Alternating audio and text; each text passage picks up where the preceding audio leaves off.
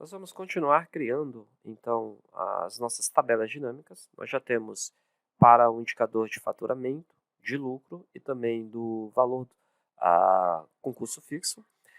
Será que a gente pode mudar esses nomes que tem aqui, ó, soma de lucro? Claro que pode, tá, gente? É só você clicar na célula que você quer, por exemplo, aqui de lucro. Então, eu vou apagar aqui esse nome soma de lucro, dou Enter, ok? Ele está dizendo que já tem um campo com esse nome de lucro, na verdade, né? Por isso que ele não vai permitir.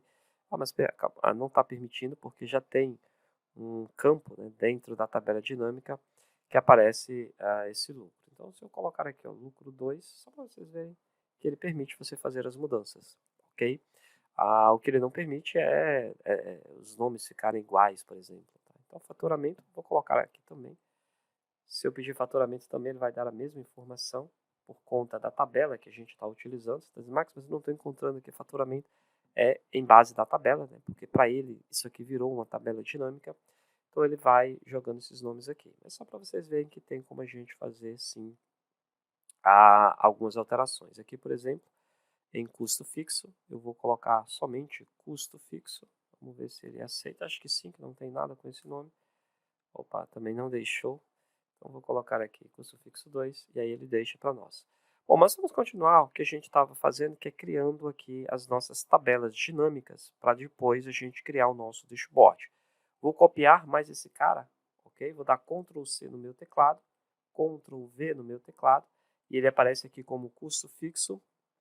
Na verdade, eu vou desmarcar aqui custo fixo e vou marcar valor do custo variável, ok? Então, nós já temos custo fixo, custo variável. Vou inclusive alterar aqui também o nome. Aqui, ó. Custo fixo, custo variável. Perfeito, já temos esses caras. Nós vamos precisar ainda, dentro aqui do nosso dashboard, Max, como que você sabe os valores que você tem que pegar? Eu simplesmente mostrei para vocês na primeira aula qual é a réplica do dashboard que a gente vai ter que fazer. Então, eu estou simplesmente seguindo esses indicadores. Lá eu vi que vai ter um cartão de custo fixo, lá vai ter um cartão do custo variável, ok? E lá vai ter também um cartão que vai ser relacionado às perdas. Então, eu venho aqui, ó, na coluna de perdas, marco o valor de perdas e ele vai apresentando aqui para nós os valores relacionados a estes caras. Então, a gente vai seguindo esses pontos. Tem mais um que ele vai colocar para nós, então eu vou dar um Ctrl C e um Ctrl V. Sempre eu estou pulando uma linha, uma coluna, na verdade, você vê, e estou apertando aqui só para não ficar grudadas, facilitar a nossa visualização. Se você quiser tirar essas células, tá? Você já sabe, eu vim aqui exibir linhas de grade, ele fica aí um pouquinho mais profissional para vocês. Bom, perdas eu tenho. Outra coisa que ele vai pedir lá para nós é a quantidade de produtos vendidos. Tá? Então, eu vou desmarcar aqui perdas e vou marcar quantidade vendida. Só que quantidade vendida ele veio aqui para valores, tá? Não é isso que eu vou querer. Em quantidade vendidas, eu quero exatamente quantos produtos eu vendi. Então, é um número inteiro, um número normal. Posso retirar aqui essas casas decimais e aqui quantos produtos eu vendi em janeiro, quantos produtos eu vendi em fevereiro e assim sucessivamente, ok? Tem só mais um que ele vai pedir agora para a gente acrescentar, que esse é bem interessante. Não sei se você ainda lembra, mas lá no nosso indicador, a gente tem, no nosso dashboard, a gente tem um indicador que é a questão de você ter um top 3. Tá? Top 3 de quem? De custos variáveis. Então, vou voltar aqui, ó, vou copiar custos variáveis, vou dar um Ctrl C neste cara, vou vir aqui, vou dar um Ctrl V. E o que nós vamos aprender basicamente aqui nessa aula? É como eu classificar esses caras para um top 3. Ok? Eu quero que fique somente um top 3 destes custos variáveis. Max, mas aqui não está aparecendo os custos variáveis. Ao invés disso, está aparecendo a data. Mas é muito simples. Ó. Eu vou desmarcar data e vou marcar o nome custo variável. Isso aqui é onde tem o nome dos custos que eu tenho. Então, quando eu clico aqui ó, em custo variável, ele aparece água, aparece perdas, ou seja, vai aparecendo todos estes caras. Perfeito? Até aqui estaria tudo tranquilo. Só que o que nós queremos no nosso indicador é que ele fique mostrando, a partir daqui, somente os 3 mais, ou seja, os 3 custos variáveis maiores que nós vamos ter. Então, o que eu vou fazer? Então, se eu quero os maiores custos variáveis, uma das coisas que eu vou ter que fazer é desmembrar essas datas, esses anos que nós temos aqui, perfeito? Como que eu faço isso? Eu venho lá embaixo e desmarco ano. Quando eu desmarco o ano, o que ele fez? Não é que ele ignorou os anos, é que ele está juntando agora 2020, 2021 e 2022, perfeito? Então ele somou todos esses caras. Foi uma soma que ele acabou fazendo para todos eles. Beleza, é um dos passos que eu preciso para que ele dê um top 3. Ele está me dando todos os custos até agora, ok? Meus 7 custos, eu quero que ele fique somente os 3 maiores, ok?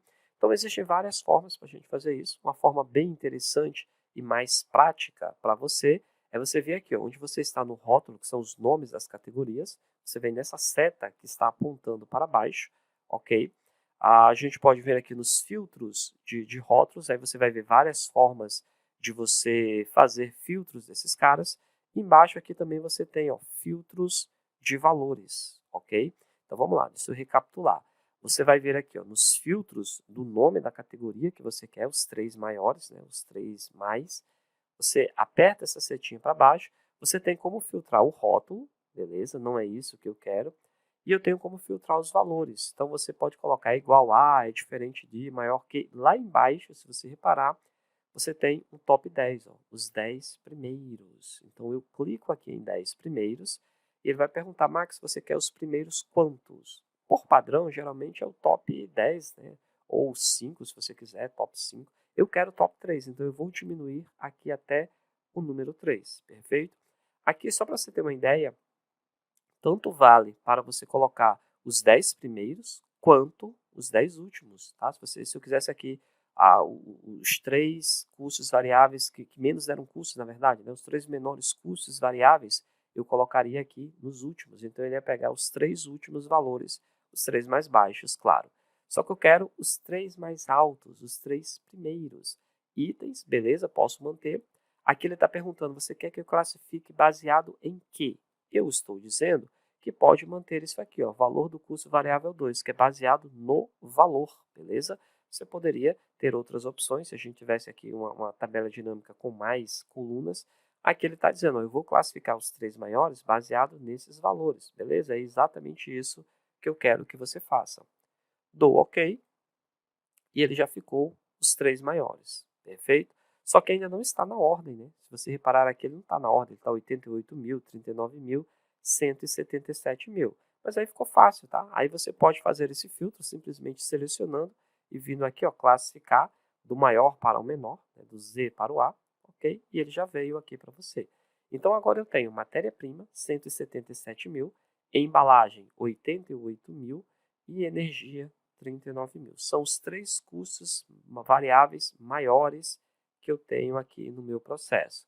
Se você não quiser algumas colunas, como por exemplo, resultados, né, de total geral, né, a gente pode retirar esses caras. Tá? Você pode ver aqui no botão direito, se você quiser, ocultar campos, tá? Resumir valores, ou simplesmente aqui mesmo, no design da sua tabela. Então, estou clicando aqui na minha tabela dinâmica, vim aqui no design, e no design, onde você tem total geral, você pode desabilitar esses caras. Tá? Quando eu clico aqui, ele desabilita, desaparece para mim. O mesmo vai valer aqui para os subtotais, só para a gente aprender. Né?